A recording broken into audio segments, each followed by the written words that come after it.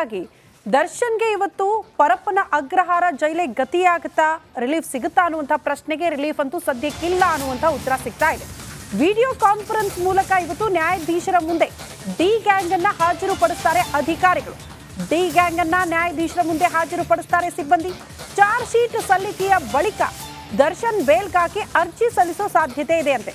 Charge sheet ಸಲ್ಲಿಕೆ ಆಗೋ ತನಕ ಕೂಡ ಕಾದು ನೋಡುವ ತಂತ್ರದ ಮೊರೆ ಹೋಗಿದ್ದಾರೆ ನಟ ದರ್ಶನ್. ಅಲ್ಲಿ ತನಕ ದರ್ಶನ್ ಗ್ಯಾಂಗ್ಗೆ ನ್ಯಾಯಾಂಗ ಬಂಧನವೇ ಗಟ್ಟಿ.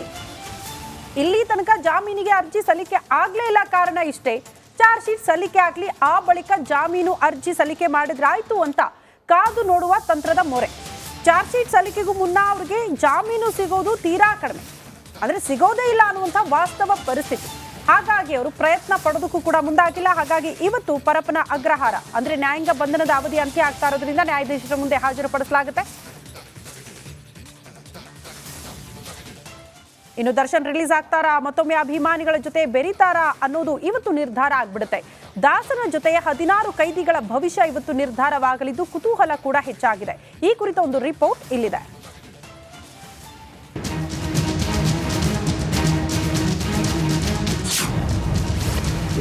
ದರ್ಶನ್ ಅಂಡ್ ಗ್ಯಾಂಗ್ ನ್ಯಾಯಾಂಗ ಬಂಧನ ಅಂತ್ಯ.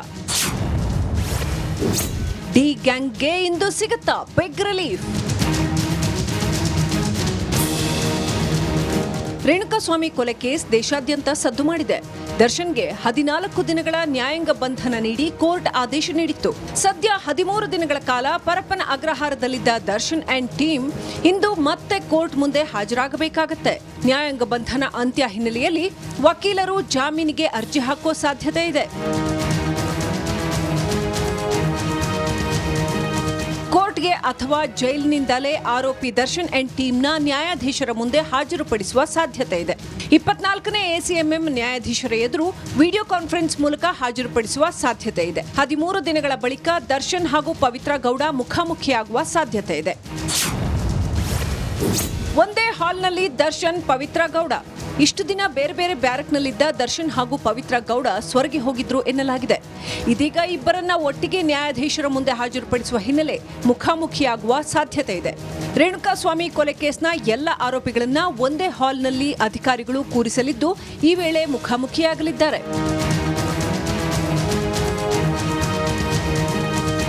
ಒಂದ್ ವೇಳೆ ದರ್ಶನ್ಗೆ ಜಾಮೀನು ಸಿಗದಿದ್ರೆ ಮತ್ತೆ ಜೈಲು ಪಾಲಾಗಲಿದ್ದಾರೆ. ಈಗಾಗಲೇ ಅಭಿಮಾನಿಗಳು ಬೇಲ್ ಸಿಗಲಿ ಅಂತ ಪೂಜೆ ಪ್ರಾರ್ಥನೆ ಮಾಡ್ತಾ ಇದ್ದಾರೆ. ಕಾಟೇರ ಜೈಲು ಸೇರಿದ್ದಕ್ಕೆ ಚಿಂತೆಯಲ್ಲಿದ್ದ ನಿರ್ಮಾಪಕರು ಕೂಡ ಜಾಮೀನು ಸಿಗ್ಲಿ ಅಂತಿದ್ದಾರೆ. ಹೀಗಾಗಿ ಇಂದು ದರ್ಶನ್ಗೆ ರಿಲೀಫ್ ಸಿಗತ್ತಾ ಅಥವಾ ಮತ್ತೆ ಜೈಲು ಪಾಲಾಗ್ತಾರಾ ಅನ್ನೋದು ಗೊತ್ತಾಗಲಿದೆ. Bureau report, republic Kannada. I think ಕಳೆದ ತಿಂಗಳು 8ನೇ ತಾರೀಕು, ಇವತ್ತು ಮತ್ತೆ ಆಗ್ತಾ ಬಂತು. 4ನೇ ತಾರೀಕು ಆಗ್ತಾ ಬಂತು. ನಾಳೆ 8ನೇ ತಾರೀಕಿಗೆ 1 ತಿಂಗಳು ಕಂಪ್ಲೀಟ್ ಆಗಿದೆ. ಕಳೆದ ಬಾರಿ ಕೂಡ ಅವ್ರಿಗೆ ಜೈಲಿಗೆ ಹೋದಾಗ 28 ದಿವಸ ಅವರು ಜೈಲಲ್ಲಿದ್ದರು. ಆಲ್ರೆಡಿ ಮೊದಲಿಗೆ ಪೊಲೀಸ್ ಕಸ್ಟಡಿ ಆದ ನಂತರ ನ್ಯಾಯಾಂಗ ಬಂದ ಜೈಲು. ನಾನು ನಿಮಗೆ ಹೇಳಿದೆ 14 ದಿವಸ ಮಾತ್ರ ಕೊಡೋಕ್ಕಾಗೋದು. 14 ದಿವಸದ ನಂತರ ಮತ್ತೆ ಕೋರ್ಟ್ ಮುಂದೆ ಬಂದು ಏನು ಮಾಡಬೇಕು ಸರ್ ಅಂತ ಕೇಳ್ತಾರೆ. ಸೊ ಬಹುತೇಕರಿಗೆ ಏನಾಗುತ್ತೆ, ಇಂಥ ಸಂದರ್ಭದಲ್ಲಿ ಜಾಮೀನು ಸಿಗುತ್ತೆ. ಆದರೆ ಇದರಲ್ಲಿ ಸಿಗೋದು ಭಾಳ ಡೌಟ್ ಇದೆ. ಯಾಕಂದರೆ ನಾನು ನಿಮಗೆ ಮೊದಲೇ ಹೇಳಿದೆ, ಇದು ಮರ್ಡರ್ ಕೇಸ್ ಆಗಿರೋ ಕಾರಣಕ್ಕಾಗಿ 90 ದಿನಗಳ ಚಾರ್ಜ್ ಶೀಟ್ ಕಾಲಾವಕಾಶ ಇರುತ್ತೆ. ಅನೇಕರು ತಮ್ಮ ಮಾಹಿತಿಗಳು ಅಥವಾ ತಮ್ಮ ಒಂದು ಎಕ್ಸ್ಪೀರಿಯನ್ಸ್ ಪ್ರಕಾರ 90 ದಿನಗಳ ಕಾಲ ಸಿಗೋದಿಲ್ಲ ಅಂತ ಹೇಳ್ತಾರೆ. ಬಟ್ ಗೊತ್ತಿಲ್ಲ, ಸಮ್ಟೈಮ್ಸ್ ಜಡ್ಜ್ ಯಾವುದಾದ್ರೂ ಅಂದರೆ ವಾದಗಳು ಯಾವ ರೀತಿ ಇರುತ್ತೆ, ದರ್ಶನ ಅಭಿಮಾನಿಗಳಿಗೆ ಖುಷಿ ವಿಚಾರ ಬರುತ್ತಾ ಇವತ್ತು ಅಥವಾ ಇವತ್ತು ಕೂಡ ಬೇಸರನ ಗೊತ್ತಿಲ್ಲ. ಇದರ ಬಗ್ಗೆ ಇನ್ನಷ್ಟು ಮಾಹಿತಿ ಕೊಡ್ತಾರೆ ನಮ್ಮ ಪ್ರತಿನಿಧಿ ನಾಗೇಂದ್ರ ಬಾಬು, ನಮ್ಮೊಂದಿಗೆ ನೇರ ಸಂಪರ್ಕದಲ್ಲಿದ್ದಾರೆ. ನಾಗೇಂದ್ರ ಬಾಬು, ಇಡೀ ದರ್ಶನ ಅಭಿಮಾನಿಗಳಿಗೆ ಮತ್ತು ಚಲನಚಿತ್ರ ರಂಗದವ್ರಿಗೂ ಕೂಡ ಒಂದು ಆಶಾಭಾವನೆ ಇರುತ್ತೆ, ಏನಾಗುತ್ತೆ ಮತ್ತೊಂದು ಅಂತೇಳಿ. ಅದರರ್ಥ ರೇಣುಕಾಸ್ವಾಮಿ ಅವರ ವಿಚಾರಕ್ಕೆ ಸಂಬಂಧಪಟ್ಟ ಹಾಗೆ ಎಲ್ಲ ಮುಗಿದೋಯ್ತು ಇದು ಅಂತಲ್ಲ. ಯಾವ ರೀತಿ ನೋಡುತ್ತೆ? ಒಬ್ಬ ಸೆಲೆಬ್ರಿಟಿ ಇದ್ದಿರ್ಬೋದು, ಭಾಳ ದೊಡ್ಡ ಸೂಪರ್ ಸ್ಟಾರ್ ಆಗಿದ್ದಿರ್ಬೋದು, ಆದರೆ ಕಾನೂನು ಹೆಂಗೆ ನೋಡುತ್ತೆ ಈ ಸಂದರ್ಭದಲ್ಲಿ? ಇಲ್ಲ, ಹೊರಗೆ ಸಿನಿಮಾದವರೆಲ್ಲ ಕಾಯ್ತಾ ಇದ್ದಾರೆ, ಸಿನಿಮಾಗಳೆಲ್ಲ ಹೋಗಬೇಕಾಗಿದೆ, ತುಂಬ ಜನರಿಗೆ ಇದರಿಂದ ಲಾಭ ಆಗುತ್ತೆ, ಹೊಟ್ಟೆ ತುಂಬುತ್ತೆ, ಎಷ್ಟೋ ಟೆಕ್ನಿಷಿಯನ್ಸ್ಗಳಿಗೆ, ಹೀಗೆಲ್ಲ ನೋಡುತ್ತಾ? ಅಥವಾ ಕಾನೂನಿಲ್ಲ, ನೀವು ಅಪರಾಧ ಮಾಡಿದ್ದೀರಿ, ಇದು ತಪ್ಪು, ಹಾಗಾಗಿ ನೀವು ಎಷ್ಟೇ ದೊಡ್ಡ ವ್ಯಕ್ತಿಯಾಗಿರಿ, ನೀವು ಶಿಕ್ಷೆ ಅನುಭವಿಸಲೇಬೇಕು, ಇದನ್ನು ನೀವು ವಿವರಿಸೋದಾದರೆ?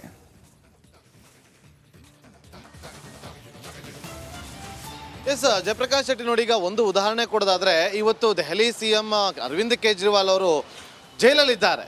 ಒಬ್ಬ CM ಆಗಿದ್ರು ಕೂಡ ಅವರ ಮೇಲೆ ಕೇಳಿ ಬಂದಿರುವಂಥ ಆರೋಪದ ಹಿನ್ನೆಲೆಯಲ್ಲಿ ಇಡೀ ರಾಜ್ಯದ ಆಡಳಿತವೇ ತಣ್ಣಗಾಗ್ಬಿಡುತ್ತಾ ಅಂತೇಳಿ ಅಲ್ಲಿ ಬರೋದಿಲ್ಲ. ಸೊ ಕೇವಲ ದರ್ಶನ್ ಅವರಿಂದನೇ ಒಂದು ಚಿತ್ರರಂಗಕ್ಕೆ ಸ್ಥಗಿತ ಆಗುತ್ತೆ, ಟೆಕ್ನಿಷಿಯನ್ಗಳಿಗೆ ತೊಂದರೆ ಆಗೋದು ಅದು ತೀರಾ ಕಡಿಮೆ. ಸೊ ಬೇರೆ ನಟರು ಕೂಡ ಇರ್ತಾರೆ, ಆದರೆ ಮಾಡಿರುವಂಥ ತಪ್ಪಿದೆಯಲ್ಲ ಆ ತಪ್ಪಿಗೆ ಕಠಿಣ ಶಿಕ್ಷೆ ಆಗಬೇಕು ಅಂತ ಹೇಳಿ ಇಡೀ ರಾಜ್ಯಾದ್ಯಂತ ಕೂಗು ಕೇಳಿ ಬಂದಿತ್ತು. ಸಾಕಷ್ಟು ಜನ ಇವತ್ತು ಆಗ್ರಹಿಸಿದ್ದಾರೆ. ಅಷ್ಟೇ ಅಲ್ಲದೆ ರೇಣುಕಾ ಸ್ವಾಮಿಯ ಪೋಷಕರು ಕೂಡ ನಮಗೆ ನ್ಯಾಯ ಸಿಗಬೇಕು, ಕಠಿಣ ಶಿಕ್ಷೆ ಆಗಬೇಕು ಅಂತ ಹೇಳಿ ಆಗ್ರಹಿಸ್ತಾ ಇರುವಂಥದ್ದು. ಹಾಗಾಗಿ ಅದೇ ಒಂದು ನಿಟ್ಟಿನಲ್ಲಿ ಕಾನೂನು ಕೂಡ ನೋಡುತ್ತೆ. ಕಾನೂನಿಗೆ ಕೇವಲ ವ್ಯಕ್ತಿ ಯಾರು ಅಂತ ನೋಡೋದಿಲ್ಲ, ವ್ಯಕ್ತಿ ಯಾವ ಪ್ರಭಾವಿ ವ್ಯಕ್ತಿ ಆಗಿದ್ದಾನ ಅಥವಾ ಬಡ ವ್ಯಕ್ತಿ ಆಗಿದ್ದಾನ ಅಥವಾ ಭಿಕ್ಷುಕ ಆಗಿದ್ದಾನ ಅಂತೇಳಿ ನೋಡೋದಿಲ್ಲ.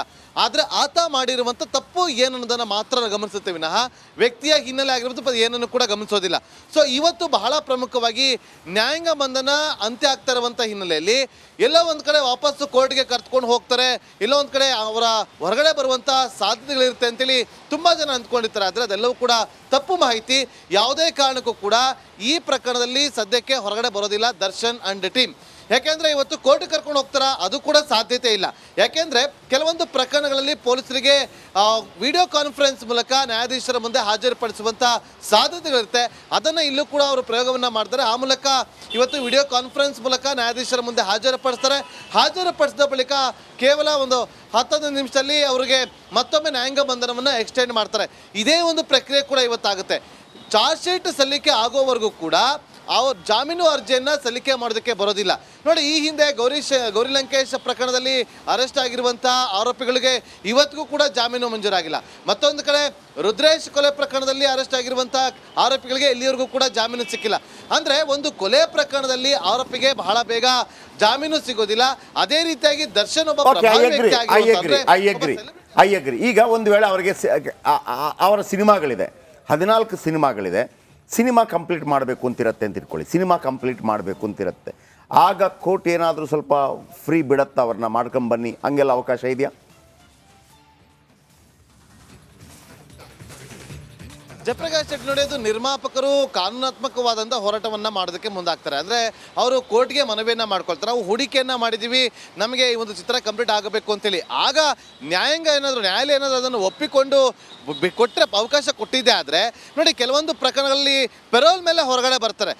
ಫ್ಯಾಮಿಲಿಯಲ್ಲಿ ಸಮಸ್ಯೆ ಆಗಿ ಫ್ಯಾಮಿಲಿಯಲ್ಲಿ ಯಾರು ತೀರ್ಕೊಂಡ್ರೆ ಅಥವಾ ಎಮರ್ಜೆನ್ಸಿ ಅಂತ ಇದ್ದಾಗ ಒಂದು 10 ದಿವಸ ಪೆರೋಲ್ ಮೇಲೆ ಹೊರಗಡೆ ಕಳಿಸುವಂಥ ಕೆಲಸಗಳು ಆಗಿದೆ. ಅದಕ್ಕೆ ಸಾಕಷ್ಟು ಉದಾಹರಣೆಗಳು ಕೂಡ ಇದೆ. ಇಲ್ಲೂ ಕೂಡ ಅಂಥ ಒಂದು ಚಾನ್ಸಸ್ಗಳು ಇರುತ್ತೆ. ಯಾಕಂದರೆ ಕೋಟ್ಯಾಂತರ ರೂಪಾಯಿ ಬಂಡವಾಳ ಹಾಕಿರ್ತಾರೆ, ಬಂಡವಾಳ ಹಾಕಿರೋರು ನಷ್ಟ ಆಗುತ್ತೆ. ಹಾಗಾಗಿ ಕೋರ್ಟ್ ಉಮೇಶ್ ಬಣಕರ್ ಸಿನಿರಂಗದಲ್ಲಿದ್ದಾರೆ, ಚೇಂಬರಲ್ಲಿ ಇರ್ತಾರೆ ಅವರು ಸಾಧಾರಣವಾಗಿ.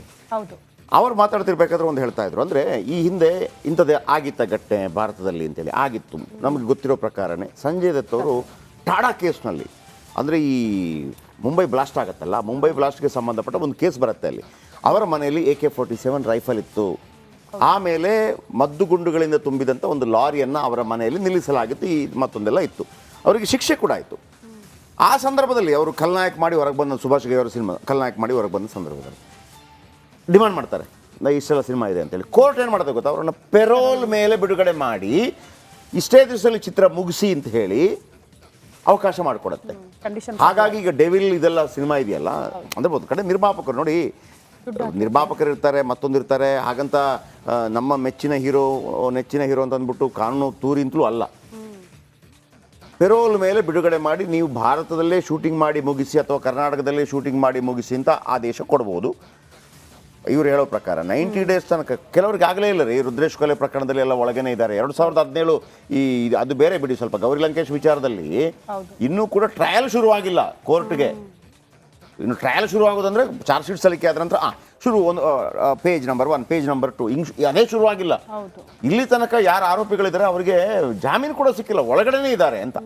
ಸೊ ಅಂಥದ್ದು ಅನೇಕ ಕೇಸ್ಗಳಿರ್ತದೆ. ದರ್ಶನ್ ಅಂತ ಹೇಳಿದ್ರೆ ದರ್ಶನ್ ಸೆಲೆಬ್ರಿಟಿ, ತುಂಬ ಜನರಿಗೆ ಗೊತ್ತಿರುವಂಥದ್ದು. ನಾವು ಅದರ ಬಗ್ಗೆ ಸ್ವಲ್ಪ ಹೆಚ್ಚು ತೋರಿಸ್ತೀವಿ. ಅದೇ ಕಾರಣಕ್ಕಾಗಿ ಇವತ್ತು ಅವರನ್ನು ಕೋರ್ಟ್ಗೆ ಹಾಜರುಪಡಿಸಲಾಗುತ್ತೆ. ಒಂದು ಮಾಹಿತಿ ಪ್ರಕಾರ ಇಲ್ಲ, ಅವರನ್ನು ಬಿಡುಗಡೆ ಮಾಡುವಂಥ ಸಾಧ್ಯತೆ ಇಲ್ಲ. ಮತ್ತೊಂದು ಮಾಹಿತಿ ಪ್ರಕಾರ ಜಡ್ಜ್ ಯಾವ ನಿರ್ಧಾರ ಕೈಗೊಳ್ತಾರೆ ಯಾರು ಗೊತ್ತಿದೆ, ಕಾದು ನೋಡೋಣ. ಇನ್ನು ರೇಣುಕಾ ಸ್ವಾಮಿ ಕೊಲೆ ಕೇಸ್ನಲ್ಲಿ ಬಗೆದಷ್ಟು ಮಾಹಿತಿ